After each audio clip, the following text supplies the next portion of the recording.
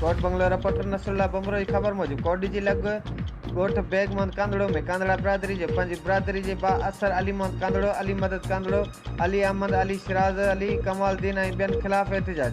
कोडी जी कांदड़ा बिरादरी जे मर्दनि, औरतनि ऐं ॿारनि क़ुरान पाक खणी एहतिजाज कंदे ॿुधायो अथनि असांजे खाते वारी ज़मीन जा वाट रहाए पाणी बंदि कयो अथनि। ज़ेर तमीर मस्जिद जूं दीवारूं रहायूं अथनि। सोरहं पुलिस खे ॻरी रिश्वत ॾेई असांजा 2 माण्हू गिरफ़्तार कराया अथई, जंहिंमें ज़ख़्मी गाजी कांदड़ो पिणु पुलिस वटि गिरफ़्तार आहे।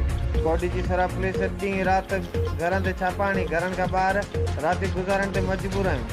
कोडी जी मुज़ाहिरनि ज़िले खां कामला शहज़ादी, मुमल बाजी, रसूल बख्शी, अब्दुल्ला, मुख्तियार, नसीर कांदड़ो ऐं ॿियनि SSP खैरपुर ऐं DIG सखर IG सिंध खां नोटिस जो मुतालबो कयो आहे।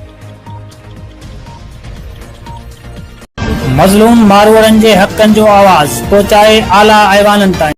ॾिसंदा रहो सुराण सिंध न्यूज़।